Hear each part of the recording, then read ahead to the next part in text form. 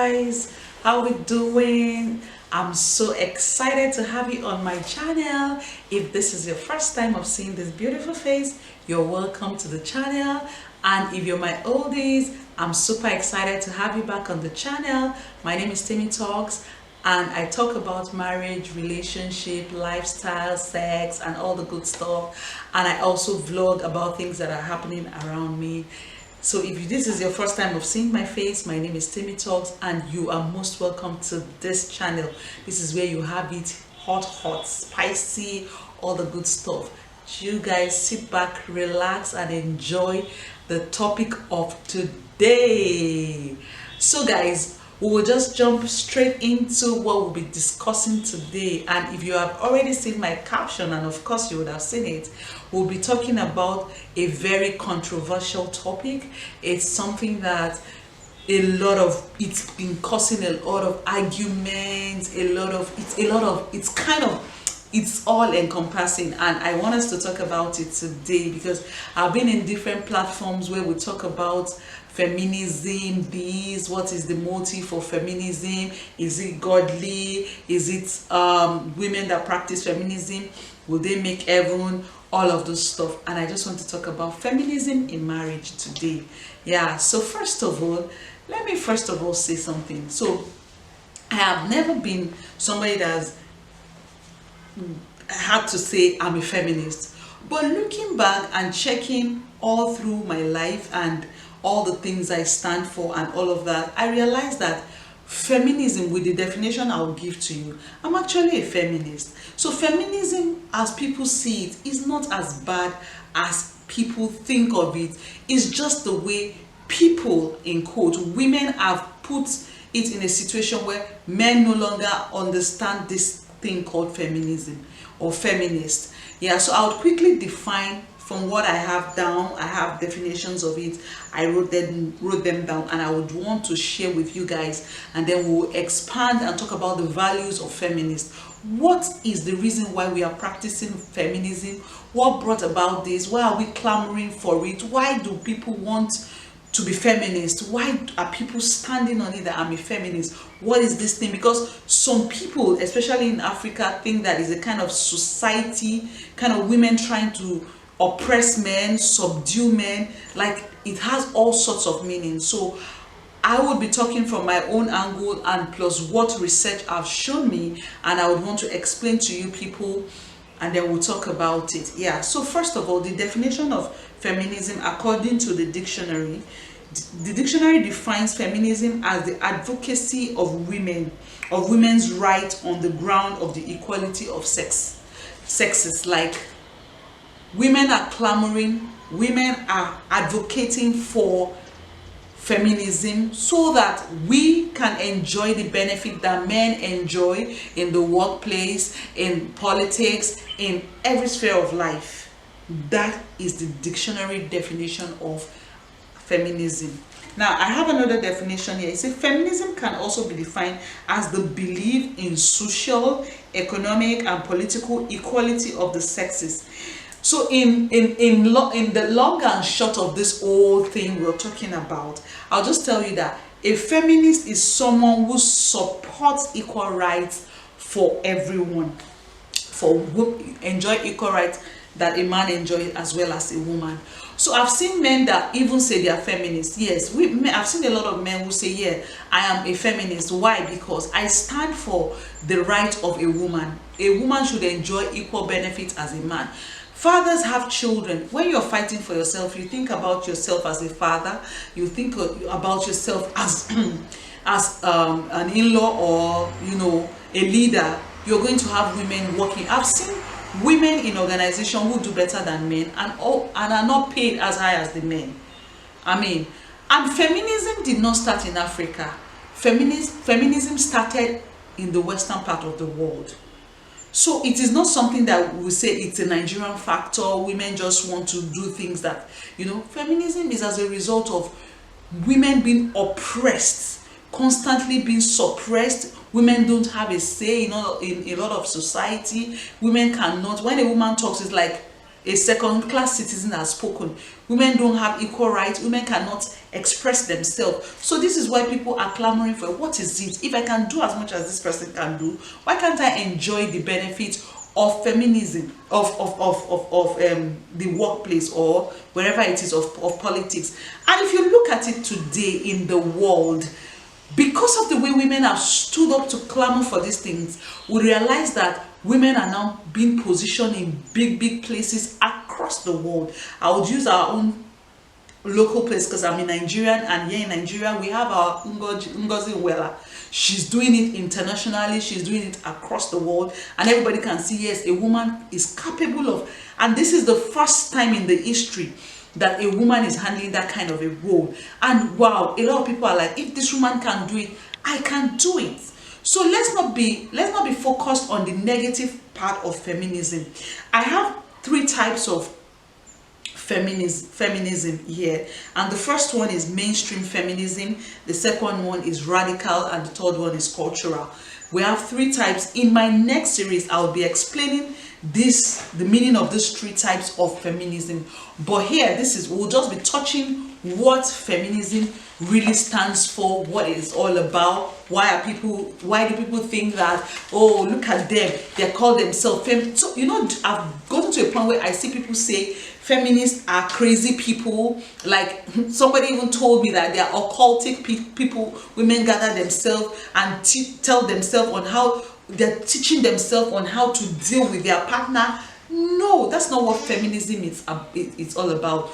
And for the people that do not even know what it is, and they're also clamoring, a lot of people do not even have an idea of what this thing is all about, and they're also clamoring for it. They need to be educated about it. You need to understand what you're fighting for. You need to understand the position of God about submission, and you need to know the boundaries to your feminism, where it stops. Because today I'll be concentrating on feminism in marriage, but of course I need to talk about it generally and the opinion of people generally about this topic, and that's why I'm going step by step and talking about it, so that we'll have a broad knowledge of what this is all about. Yeah, how feminism started. I'll just take you to a backstory and tell you how it started from what I've been able to make research on.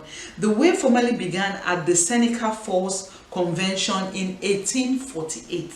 That's some good centuries ago, when 300 men and women rallied for the cause of equality for women. So it didn't just we didn't just wake up into it all of a sudden, because people think that this old craze, this old crave, this old rave started all of a sudden. It didn't just start. It was something that year in year out, women have been clamoring for equality. Women have been asking that, if I can do this, why don't I enjoy the benefit? It felt like we were being cheated. It felt like we were being suppressed. So women now started saying, you know what, no, we can't continue like this. Why do women have to suffer a lot of things? So this is what women are talking about. Now, history of feminism in Nigeria, because I'm a Nigerian, and I will focus on where we took it from, where we started clamoring for it, and how we've gone far with it. Feminism movement started in 1983, but it found its roots in women in Nigeria. There's a group called Women in Nigeria. They were the ones that started the feminism movement, an organization who was founded in 1983, and the agenda was to establish an ideology feminist movement in the country. WIN has now been replaced by the Nigerian Feminist Forum, NFFF, in 2008. So in Nigeria, it started as Women in Nigeria in 1983, where women started asking for the right of a woman. A woman can now campaign. A woman should be able to be in public offices. There was a time in this part of the world where our offices were just to our lines were drawn. We knew where to stay. Either even when you are in the office, you are a second-class citizen in an organization where you are, as well as a man. Even if you got to that place before the man, promotion is always faster for the man than the woman. So it got to a point that Nigerians are now saying, what is going on? How long do we continue to go on like this? We can't continue this way. Come on, we deserve better. We deserve a better life. Women, I mean, deserve to get better in Nigeria. Now, let me quickly tell you the value of feminism. What are the values? What is the real thing? Why do you think? Because you see, this thing I call this topic is controversial, like I rightly said. So you need to understand the values of this thing. Feminism is not a reproach, is not a sin, is not something, is not evil, is not a lot of things have been coined to it, and I just want to disabuse our mind about this mentality we have about feminism. And I'll also make a clarity on why people should not take feminism to marriage. Now, values of feminism. Number one, we are clamoring for cooperation. We want a teamwork. We want to be treated like human beings. 2, respect. 3, caring. 4, nurturance. 5, interconnection. Justice. 7, equity. Honesty, sensitivity, perceptiveness, intuition, morality, and commitment. That's all. So a lot of people did not understand this whole thing, and I discovered that I just hear people on social media go all about, I'm a feminist, I'm not going to take this, I'm not going to take this from a man, I'm not going to allow a man put me down because I'm a feminist. Who told you that? Feminism does not mean that you want to show a man that you're superior, or you are dragging, or you are trying to brush shoulder with a man. That's not feminism. Feminism is simply fighting for a woman's right to be able to be heard. So this takes me into what we are talking about today, which is feminism in marriage. Because I've realized that a lot of people do not even understand this whole thing. You cannot change the plan of God. You cannot change God's standard because you want to make a point. Whenever you're clamoring for something, I want change, I want a better life, I want to do this, government, come to our aid. Now, this is us generally saying, government, you're not doing this, we want better education, we want good light, electricity, we want a good life, we want good road, let our tax, let it speak for us, let us people see the government working. Yeah. Now, this is you versus the government. Understandable, people can relate. Because you voted them in, you have every right to question them. You have every right to tell them, what are you doing with these funds? What are you doing with our taxes? What are you doing with everything we're giving to the government? We cannot get good light. You have a right to question the government. When it comes to marriage, you're married to a man that God has made the head of your life. You are not a slave in your marriage. Don't get it twisted. Before you get into marriage, don't ever assume that most of the time, these young people, what we do is that we go into marriage with the mentality, with a pre-mindset that whatever I'm going there, you're not going to do this to me. Go into marriage for companionship, for friendship, and understand that you're not fighting against you. It's a teamwork. You're not fighting against anybody. You're not the battle is you. It's you and him against the whole world. So you are not fighting him. So when you already have a pre-notion that men are scum, men are all this mentality that are sold to you on social media, sold to you in the world, that is making you go crazy and coming into an institution that God has blessed, and then you are coming into it with war, then you are going to meet war. Because there's no man that wants to be oppressed. There's no man that wants to be put below. Men have their ego. So when you already come with a pre-knowledge of you want to come and fight this person, the person is also ready for you. I mean, marriage is not where you should come and practice feminism. Your feminism is for you to stand out in the world, show the world that I am a woman, but I am made from a man. God has made me in his own image. I'm wonderfully made. I'm in the image of God. I can do excellently well anywhere I find myself, give me this task, I can do it. Don't take it to your husband, because the fact that God has given you giving your husband the mandate. He is the head man. He is the head of the family. God has made him your husband. He's the one that you should submit to. In your submission, it's not stupidity. Your submission is not madness. Your submission is obedience to the authority of God. And if you do that, you will get the reward from God. So sometimes you're submitting to the man, not because it's convenient, but because it's an instruction from God. Being submissive does not mean that you are a slave to the men that are watching this. A woman who is submissive is telling you that I also need what you're supposed to give me, which is love. I'm not submitting to you because I'm your child. I'm not submitting to you because I want you to oppress me. I'm submitting to you because the higher authority above me and you has instructed that I submit to you. And I expect that you also pay back by loving and caring for me and taking care of all my needs. So when you take your feminism, even when you are a feminist, and you, like I rightly said, I have discovered for a long time I never knew I was a feminist until I realized that any woman who fights for equality, you see somebody who is trying to oppress your fellow woman, you stand up to the person and say, no, this is not going to happen. You see somebody who is about to cheat your fellow woman and you say, no way, you're not going to do this to, you're a feminist. But you are not just a mad feminist, because I see this rave, I see this madness, and we really need to talk about it. We need to speak up about it. Feminism is not, don't lose your head while at it. Go and look at a lot of people. I have a friend who she constantly say, I'm a feminist. But guess what?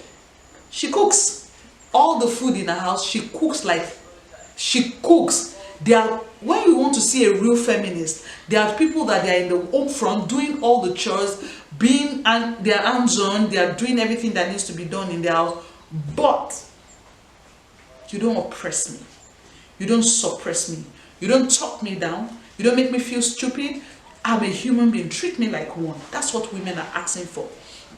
In Nigeria, where we have a lot of cultural differences. We have different kinds of culture in Nigeria. And basically, the major cultures in Nigeria, you discover that women are second-hand citizens. And that's why you see a lot of women saying, no way, an end must come to this thing. Come on, why would you people treat us like this? There are some cultures that women are not allowed to speak in public places. There are some places that women cannot go to gathering if they're on their messes. They cannot go for worship when they are doing their menstrual cycle. There are different kinds of culture saying that meanwhile, a man can freely walk into a place. In fact, there are places that till today in this civilized age and time, when women talk in some places, everybody turns and they're like, a woman. Like they feel that a woman should not have a say in certain kind of places. A woman should not be heard in certain kind of. This is what women are saying. Let's change this narrative. Let's change this mentality. Let's change this whole thing. We are tired of being put at the corner. We're tired of being shelved to one position. We want to speak. We want people to hear us. We are not trying to be in competition with the men, but we are just trying to say, you know what? We also have a voice. We went to school. A guy goes to University of Ife. A woman goes to University of Ife. A woman has a 2-1. A man has a 2-1. Why can't they be open to the same opportunity? Why would it be that a man comes first before? But when it is anything like a sex object, anything to arouse the mind of people, a woman figure is used. So are you saying that this is what we are good at? We are good at such kind of places everywhere that is sensual and all of that. Is that what we are really about? I mean, this is what women are clamoring for. We can work. We are engineers. We read engineering in school. Why can't we do road construction? Why can't we mount on the poles? Why can't we do what a man is doing? If we have the same qualification, then we should be able to enjoy the same benefit they enjoy. Why should I be in an organization for 10 years, no proper promotion, and the man who comes in 7 years is already my boss? This is what women are clamoring for. Not taking this feminism into your marriage. When you take it there and begin to try to put down your husband, bully him, question his authority, then that's madness. That's no longer feminism. And that's why you hear Christian women say to you, counselors say to you that feminism is not of God, because you're using it the wrong way. You're going contrary to what God has mandated us to do, and that's why people are against it. It's not totally feminism is not a sin. Feminism is you owning up to your sexuality. I am a woman, I am a proud woman. Simple. I want to enjoy what a woman enjoys. I carry children with my womb. I do a lot of good stuff. I do things that a man cannot do. Can you recognize me for this? Can you not just assume that I'm just a baby machine? I'm just a cook. I'm just a mother. I am beyond that. I have values. I have things I want to do with my life. I'm passionate about things aside being just a wife and a mother. That's what feminism is about. So don't bring it to your marriage and try to say, I'm working, I bring in 50%, you bring in 50%, so you know what? I'm also a man. I'm a king, I'm this. I've seen different definitions. Don't miss God's plan for your life because you're trying to follow the trend of the world or the trend of humanity. These are structures built by mere human beings. It's not proper. Do it right so that you have a protected marriage, a good home, and a good benefit. So in our next series, we'll be talking about everything that has to do with feminism, how it has affected people, what are the reaction of men about it, what do people feel about it, and how people can help people understand this thing better. So I'm sure that this video has taught a lot of you. I am so certain that this video has made all of you, a lot of people, to be more enlightened, exposed, and educated about this thing called feminism. And people who already have a mindset about it can now totally understand that it is not a sin to be a feminist. It is not a sin to own up to who you are. It is not a sin. So if you know you have enjoyed this, please don't forget to share this video. Don't forget to comment. Don't forget to like. Don't forget to do all the good stuff on this video. And most importantly, subscribe to my channel. You guys, please subscribe to my channel. I would like to see you in my next video. I love you guys. I am your girl, Timmy Talks, as always. Bye.